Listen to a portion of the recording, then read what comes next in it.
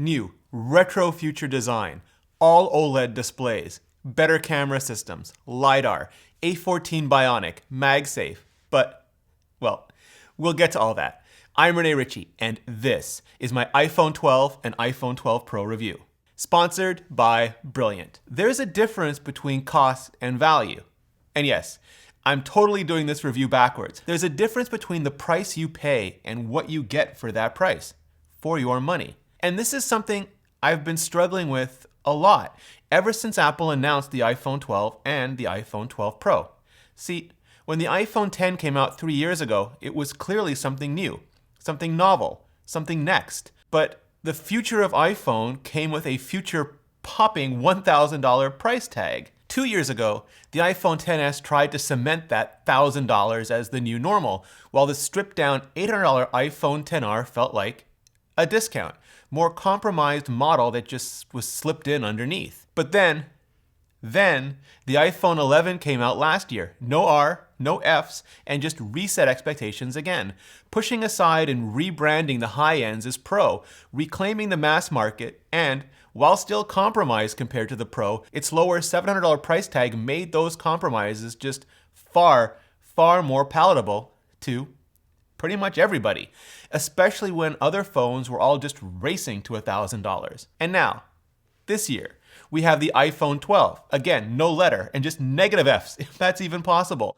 because the price tag is back up at $800. $830 if you're not getting any big three carrier cashback, up to $850 because you now have to shell out almost $20 for the new and newly sold separately AC adapter. And more on that in a hot take minute. And doing the math, yeah, divide by 0, carry the 1, just all the math. In 2020, of all years, the Devlin Emmerich blockbuster bomb of years, it just didn't make any sense to me. If there were any year we needed a break, just a beyond Baby Yoda coming back break, a break on iPhone pricing break, it's 2020. But then, over the last week, as I started doing my analysis, and especially the last 5 days as I've been abusing whatever my review units and tests, I've come to realize something. This may well be a more expensive iPhone 12, but it's also a less expensive iPhone 12 Pro. But wait, get this. While many other premium phones have shot up to $1,200 or more over the last year, never mind the flips and the folds, even the slabs, Apple has held the 12 Pro to just exactly that $1,000 line. Like, this far, no further. Better actually, because storage increased, so now you get 128 gigabytes, and the 256 and 512 gigabyte models are $50 less than last year. And here's where I start doing my review backwards. What are the features that make the regular iPhone 12 so almost Pro? And what are the features that still set the actual iPhone 12 Pro apart? And is the value that they provide, both of them, is that value worth the cost to me, to you, to anyone? Apple has taken the iPhone design language, whatever the opposite of Back to the Future is, forward to the past. Now, we knew this. Just everybody knew this was coming. We knew this since the moment we saw that updated iPad Pro a couple of years ago. The iPhone 4 and iPhone 5 style squared off sides have returned. And yeah, after half a decade of curved glass and rounded antenna bands, the iPhone 12 borrows most heavily from the iPhone 5 because aluminum, and manages the same trick of feeling just impossibly light for its size. Like it's not a real phone, but one of those dummy phones at carrier stores light, 15% less volume than the iPhone 11 Lite. And the squared off edges feel every bit as good, or bad if you actually preferred the curves. But for me, they dig in just a little for a more secure grip. But because the back is glossy glass and not textured aluminum, and because anodization seems a little thicker, the overall feeling is different, at least on my Deep Blue review unit. And yeah, this year it comes in deep blue, also black and white, product red, and a minty green, RIP yellow. Same with the iPhone 12 Pro, which I got sampled in the lighter, slightly more teal-looking Pacific blue, but also comes in silver, and, like the new Apple Watch, graphite and 18K is in Kardashian gold. The difference is that, for the 12 Pro, the very iPhone 4-like antenna band is also in a very iPhone 4-like stainless steel, which is what Apple's been using for the higher-end iPhones since the iPhone X. It still feels light for the size, though not quite as light, but the lack of the curve also makes it feel slightly thicker. And while this is still the smaller of the iPhone 12 Pros, it's now as big as the iPhone 11 from last year, as big as the iPhone XR, just bigger in general than the iPhone 11 Pro. And I've always wanted the non-Max Pro in this size, just the perfect middle ground. Because the bands on the colored models are PVD and not just clear-coated like the iPhone 4 models were, and the glass doesn't sit above the bands but flush with them, it ends up feeling very different as well, especially with the back glass having a matte finish, something Apple introduced last year for the Pro line. Sadly, Apple didn't return to the rounded volume buttons of that bygone iPhone era, which visually I just always loved, and I wish they had, but tactilely, I'll begrudgingly admit the utility of the new longer lines just works better. So, retro, yes, a throwback in a way, but also a design that ends up being distinct in its own right and futuristic in its own way. And that's really the only differences between the iPhone 12 and the iPhone 12 Pro: colors and materials. Even the front glass is the same, and is actually not even glass anymore. It's impregnated with nanoscale ceramic crystals, which is just a fancy way of saying super tough but still transparent, and it makes what Apple is calling a ceramic shield. Combined with the retro, flat, flush design, Apple says it provides 4 times more break resistance than the iPhone 11, which I'm both super curious and terrified to find out about at some accidental point in the future. Now, if you're concerned at all about scratches, absolutely nothing has changed there. It's still ion exchange, chemically hardened, but break resistance and scratch resistance are still just a trade-off, and Apple seems to be optimizing for break resistance still. So if you used a screen protector before, you're going to want to keep using one now. Also, the ceramic shield is only on the front. The back is the same hardened glass as the iPhone 11 series, which Apple says is still harder than any other glass on the market, a benefit of their super buddy-buddy relationship with Corning. And that doesn't mean if you drop an iPhone 12, you want it to land butter side down, because that's where the display is, and still likely where the much more expensive repair will be. So be careful, and if you need to, absolutely use a case. There's a 5.4-inch iPhone mini and a 6.7-inch iPhone Pro Max, or Super Max, coming next month, but they're the only models in those sizes. So if you know you want the absolute smallest or biggest new iPhone 12, you know you want the mini or the Max. The subtleties are all between the regular iPhone 12 and the iPhone 12 Pro. First, because they're both 6.1-inch displays now. Yeah, the Pro's all grown up, and second, they both have mostly the same displays now.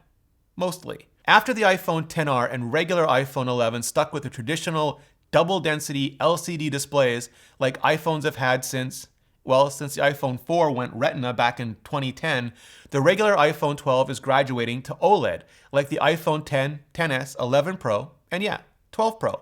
Again, mostly.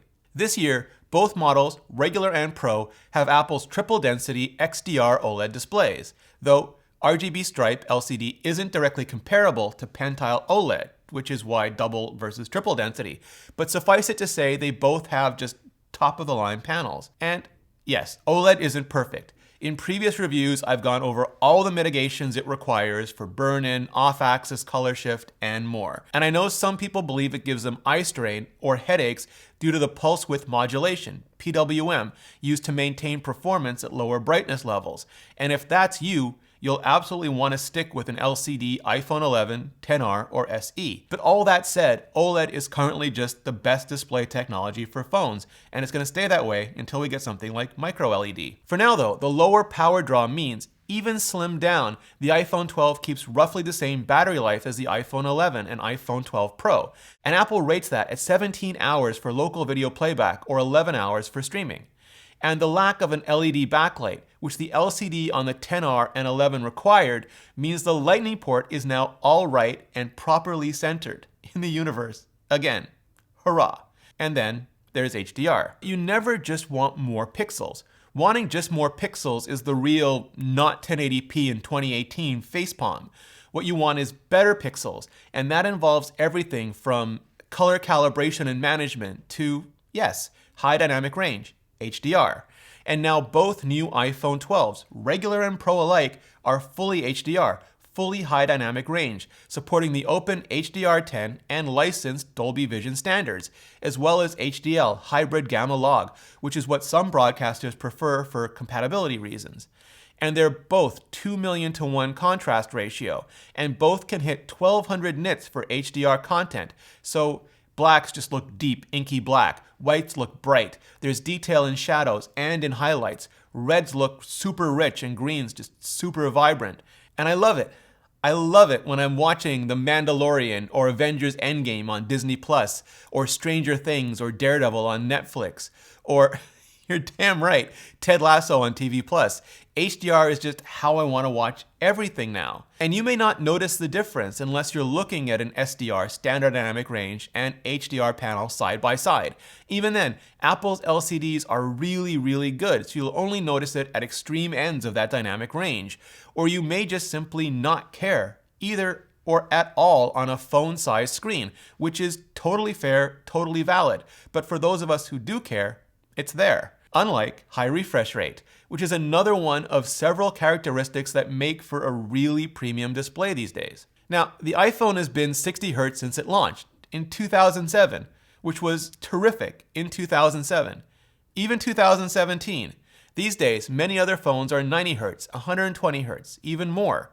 It makes scrolling look smoother and reduces visual latency for however many games support it. My guess is that it's because high refresh rate OLED is still in its infancy. Apple's been doing up to 120 Hz adaptive refresh, going on like 3 years now for the LCD iPad Pro. But the key word there is adaptive. It can ramp up to 120 Hz for scrolling and the like, but also ramp down to 24 Hz for static images. And that's important because by itself, 120 Hz just burns a lot more battery. So balancing it out with 24 Hz helps maintain that battery life. Other phones have compensated by downscaling resolution, sometimes badly, by sucking up the extra drain, or by adding a manual toggle. That because the color management just isn't really there, you can literally see the white point change as you toggle it, which I'm guessing is just a complete deal breaker for Apple. So just like they ignored OLED until 2017, when they could get the panels they really liked, I'm guessing they'll ignore high refresh rate until 2021, when they can get the adaptive LTPO OLED panels in sufficient quantities. Similar to HDR, nerds like me just want high refresh now. Mostly because, for me, the adaptive part, so I can watch those HDR movies in the proper 48 Hz, 24 frames per second that nature and Hollywood just have always intended.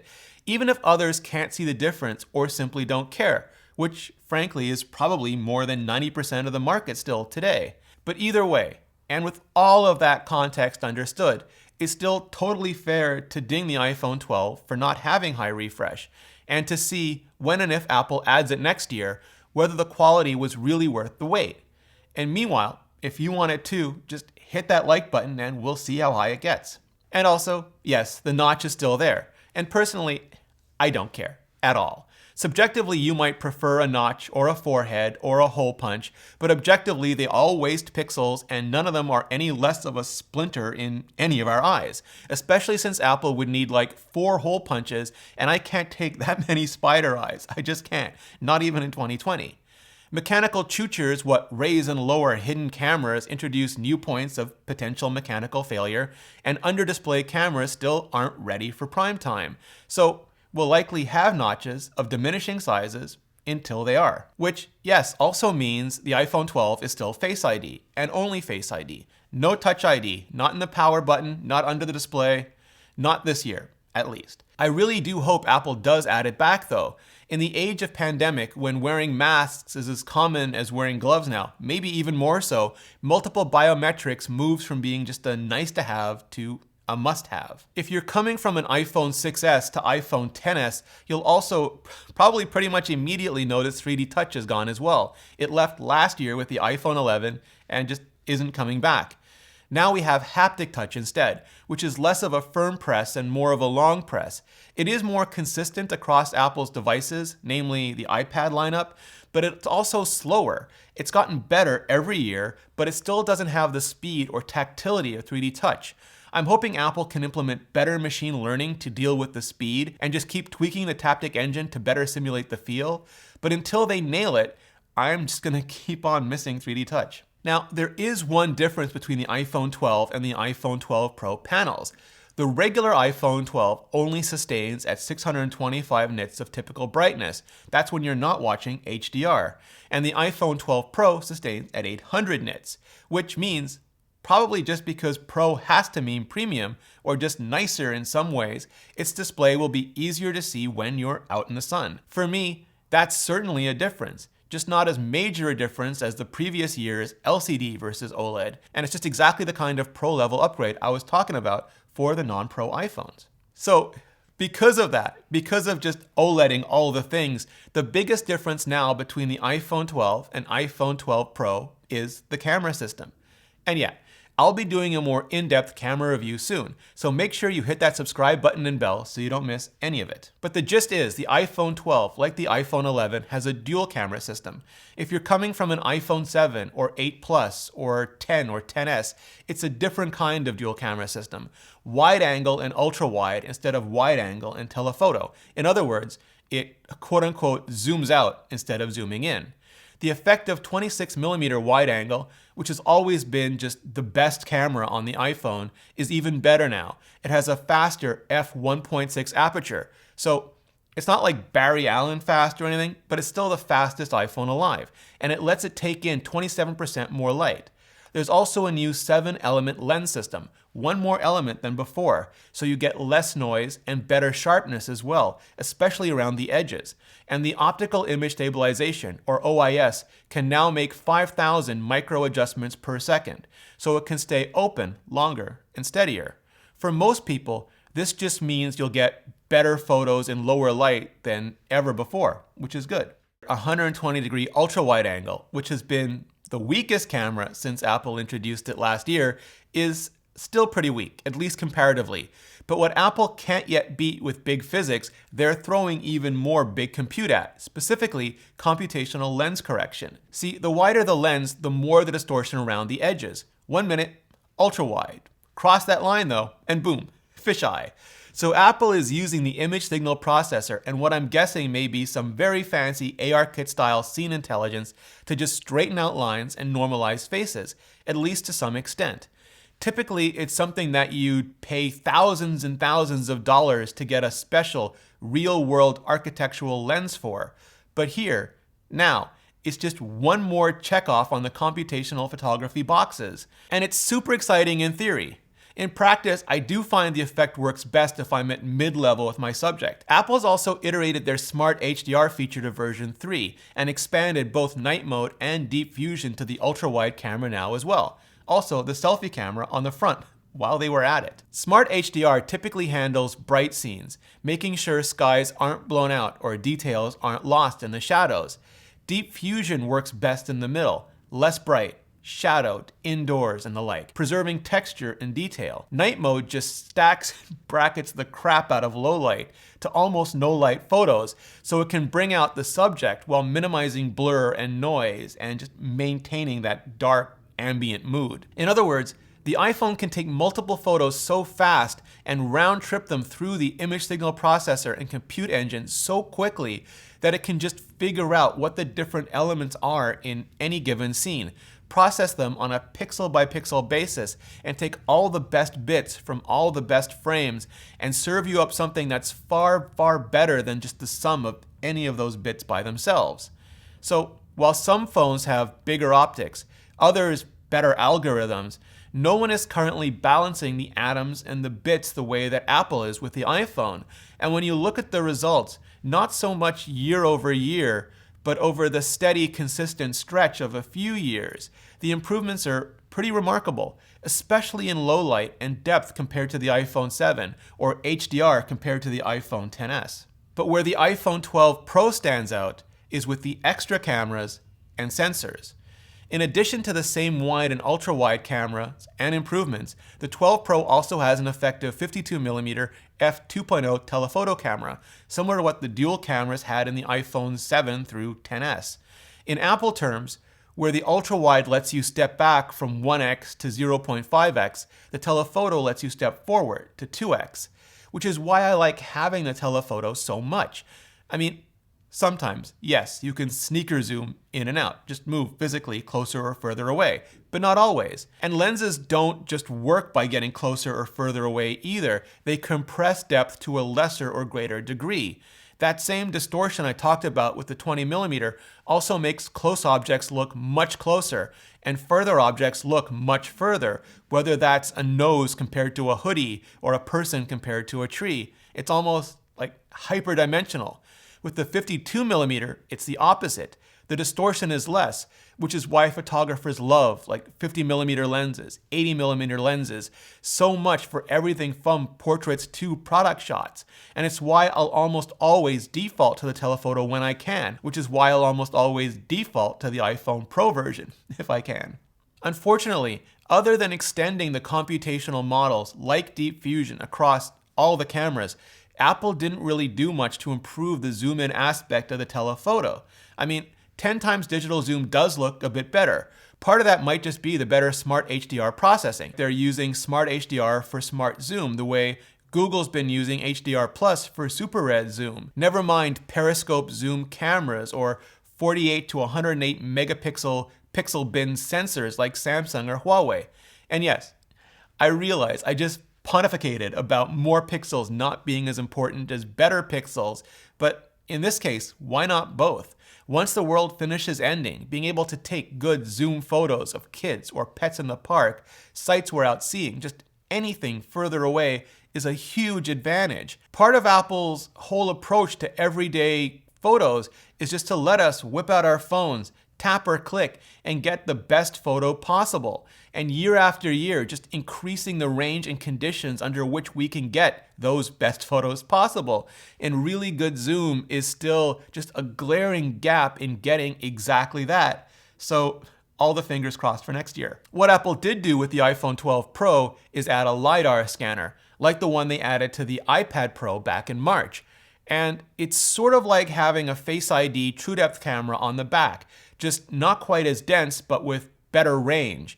So it can just ingest what's in the room in front of you or outside what's in a similarly sized distance in front of you. Right now, photographically, it's used to improve autofocus in low light, which means instead of it hunting for a few seconds and that little yellow square just blinking, it locks on almost immediately. And to extend portrait mode into low light because it doesn't have to interpret depth optically anymore. It has a literal frickin' laser beam. Well, not literal, it has light beams. But the LiDAR scanner also makes AR just much faster and better. It can start positioning AR objects almost immediately, which means you don't waste any time anymore just waving your phone around waiting for it to detect a flat surface. And it handles everything from tracking to occlusion just much, much better. Apple already has their Measure app on the iPhone, and I really can't wait for some of the better 3D scanner apps from the iPad Pro to just make their way over to the iPhone as well. And fair bet, Apple's using all of these year-over-year improvements to build towards just something next. But even now, it all comes together to make a camera that's just incredibly fast, fluid, and fun to shoot with. And thanks to the LiDAR scanner now in just a wider range of conditions than ever before. And side note, Apple has also pre-announced Pro RAW for the Pro iPhone 12, basically trying to balance the flexibility of RAW photography with the power of computational photography, but it's not coming out until later this year, so I'll cover it when it does. The improvements to the camera system also carry over to video, specifically the larger aperture for better low light and the more precise image stabilization for smoother, steadier shots. There's a new night mode time-lapse, so you can put together some really cool-looking shots from really long exposures. Recording is still capped at 4K 60. There's no 4K 120 yet for slow motion, which I was really hoping for this year, even if it needed to just take in all the light. Also, no 8K anything. Basically, for the same reason there's no higher level of optical zoom. Apple's still using a 12 megapixel sensor, and 8K needs just 33 megapixels, at least. And yet, I'd like 8K for pretty much the same reason I'd like greater optical zoom, just to punch in when and if I need to. But what Apple is doing is Dolby Vision. See, Previously, the iPhone could do extended dynamic range recording by interleaving the frames.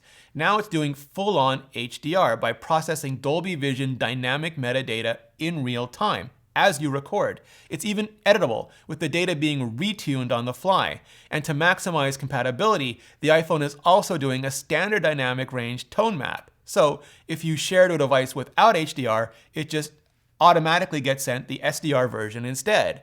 And that's just a lot of tech speak to say videos shot with the iPhone 12 will look far more colorful, like 60 times more colorful, and have those same deep inky blacks and bright whites with detail in the shadows and highlights, like the Dolby Vision movies and shows you see on Disney Plus and Netflix and TV Plus. Now, Samsung phones offer HDR10 Plus video recording, initially at a Labs feature, but now up to 4K 30 on the back camera with manual SDR conversion.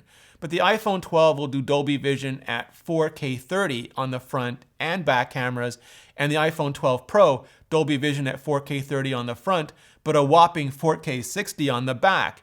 And my guess is the only difference is because of that 6 gigabytes versus 4 gigabytes of RAM on the Pro versus regular 12 model. And in general, Dolby Vision offers higher potential bit depth and peak brightness, and typically better standards for tone mapping than HDR10. Sure, Apple is only going to 10 bits and 1200 nits right now, but their tone mapping is terrific, and I like that there's extra headroom to grow into with the same standard. More than that, I like that Apple is putting Dolby Vision cameras into the hands of millions of people in a simple and straightforward way, which will hopefully make HDR in general just far more fully mainstream. Because yelling first into spec sheets is just roughly the equivalent of yelling first into comment sections. And I already record these videos in 10-bit, but I upload them in standard dynamic range, and maybe this will help me change that. Now, all these real-time computational photography and Dolby video capabilities are thanks to the new A14 Bionic SoC, or System on a Chip. It's what does everything from Smart HDR3 using the new Image Signal Processor, or ISP, combined with the Apple Neural Engine, or ANE, which this year sees its core count double again from 8 to 16. It also has the performance and machine learning controllers, which round-trip the data between the CPU, the ML, the Machine Learning Accelerators, or AMX, and of course the GPU, and the storage controllers that make sure you don't drop a single photo or frame of video, which you kind of just take for granted with the iPhone until you hear people yelling about dropped photos and frames on their phones. And all that to say, for me, real time is still a huge deal because it means I can see what I'm shooting. Like with an actual camera, I don't have to guess, wait for an After Effect to process, get it wrong, try again, waste time, lose the light, lose the position, lose the moment, lose my mind. Anyway, I've already done a huge deep dive into the A14 Bionic, so I'll link to that in the description and just quickly go over a couple more key points. It's built on a 5nm process, which means it can fit 1.8 times as many transistors into the same physical space, and it looks like Apple is using that to increase both speed and efficiency. Basically, anyone can make a chip go faster just by dumping more power into it, or size. The trick is to increase performance through efficiency, which is a trick Apple just keeps pulling off. And I have a sneaky suspicion Platform Technologies is spending at least a good part of that transistor budget on more than just the CPU and GPU. It's gotten to the point where Apple Silicon isn't just industry leading, but industry lapping. And I know it's popular these days to say you don't need the latest or top-of-the-line processors in a phone, but I'm going to argue that yes, you really do. First, because chipsets enable feature sets. Smoothly scrolling an interface is like the lowest bar you can possibly set. If you want things like real-time computational photography, on-the-fly high dynamic range, functional augmented reality, or any cutting-edge feature set at all, you really need a cutting-edge chipset. And second, if you want to be able to keep scrolling that interface smoothly for years and for software updates to come, you're going to want as much processor overhead as well. Because if a phone costs half as much but only lasts half as long, what kind of savings is that really?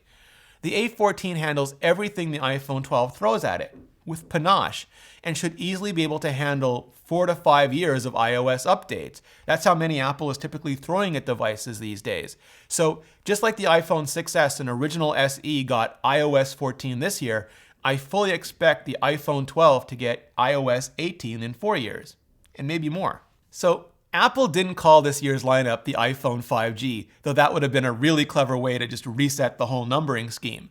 No, they called it the iPhone 12, right after 11. But 5G was all over the announcement, all over the iPhone 12. Literally every model has 5G, and the same 5G. Nothing different between the regular and the Pro. And of course, the usual suspects who said the iPhone 11 was doomed without 5G almost immediately said the iPhone 12 was doomed with it, given the very, very low levels of 5G deployment in most of the world. And fair enough. I think both of those statements are missing the point though, unless that is the point. Apple is supporting FR1, frequency range 1, or the low and mid bands, pretty much everywhere. Low band isn't any faster than LTE, but has just much better capacity, which should aid in congestion and just getting more signal to more people in more places. Mid-band, which is the one I'm really excited about, is quite a bit faster. Not blazingly fast, but way fast, and is what I think will just end up being most 5G for most people. In the US, Apple is also supporting FR2, frequency range 2, or the high bands, what's commonly called millimeter wave, and it's blisteringly, almost terrifyingly fast, but it also has such short range and such poor penetration that if you turn the corner or go inside, or I don't know, a leaf falls, you could lose the signal. It's US only because most other places have sufficient FR1 spectrum that they just don't need FR2. The US doesn't, which is why FR2, at least for now. And yet, that's why US versions of the iPhone 12 have that weird oval on the side. It's for radio frequency, RF transparency. Older millimeter wave devices needed RF transparency on 4 of the 6 sides to work. Some newer ones try to get away with 2. I'm assuming Apple's using the display and the back as well as this cutout, at the very least. And yeah, millimeter wave. But regardless, the result is the most confusing carrier situation since CDMA. Back when you had to worry if you had an HSPA or EVDO phone, something no one has had to worry about for most of the run of LTE. And Apple's doing a pretty good job at abstracting away some of that complexity. They're supporting a ton of NR, or never retiring, new radio bands. So as long as you have a local SIM card, because 5G roaming really isn't a thing yet, it should just work. The exception being you need a US iPhone 12 to get millimeter wave in the US, and a US iPhone 12 won't get millimeter wave anywhere else because it doesn't really exist anywhere else yet, and when and if it does, it'll probably use different FR2 bands anyway. Apple's also doing something they call smart data, where they'll automatically switch you between 4G LTE, long-term employment, kidding again, long-term evolution, and 5G NR to save as much power as possible. So if you're doing something like streaming music with the display off, you'll get LTE, because that's more than enough. But if you're doing something like downloading a movie and you want it now, you'll get 5G so that it can race to sleep, meaning turning the radio off again as fast as possible once you get that movie. And it's optional. You can turn smart data off, meaning set 5G to always on when it's available. But I personally like the idea, especially while 5G is really still waiting to mature. Apple's also made the LTE better. It has double the throughput now for a theoretical maximum of 2 gigabits per second, which basically means if you're alone in town sitting on the cell tower, but better is still better. And I think for anyone who's been getting subpar LTE performance on previous iPhones, the iPhone 12's new modem will make things better while you're still waiting on 5G. And for some people, that might be worth the price of upgrade alone. About 5 years ago, Apple started ripping the beloved MagSafe power connectors off of MacBooks and replacing them with USB-C. They weren't as convenient when it came to somebody just tripping over your power cord, but they were way more convenient when it came to being able to plug that power cord into any and all ports possible. But it turns out Apple didn't kill MagSafe just to watch it die. No. Instead, they left it all cocooned up in some lab somewhere in Cupertino, no doubt safely secreted away behind a fish tank badge in. And in that time, it transformed into a new magnetic inductive charging and accessory connection system for the iPhone. The implementation is really simple and elegant. You have a ring of magnets on the back of the iPhone 12, and iPhone 12 Pro.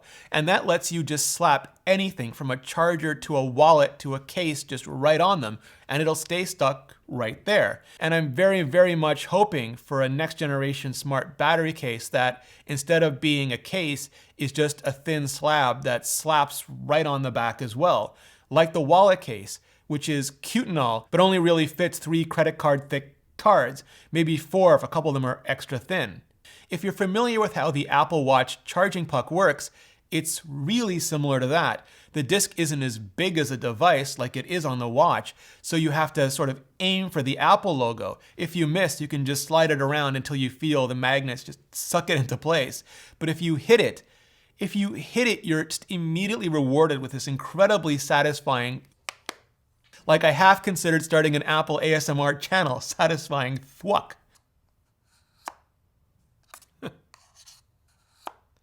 And while the Apple Watch charger is still its own thing, it's not compatible, you can use the iPhone 12 on any of the older basic standard Qi wireless chargers as well. Having the inductive charger magnetically stuck on the back of the phone means you don't have to worry about the ultra slick glass just sliding out of place or playing off over the night, denying you your charge. You can even use it while charging, though because there's currently only a 1 meter cable version of the MagSafe charger, you'll need an extension cord close by, at least until someone makes a longer version. Now, Apple has famously or infamously removed the headphones and power brick from both the iPhone 12 and iPhone 12 Pro. They say to reduce e-waste and protect the environment, but probably also to keep the sticker price down and margins from going anywhere further down. Most phones went up in price by $100 this year thanks to 5G, and switching the iPhone 12 to OLED certainly wasn't cheap either.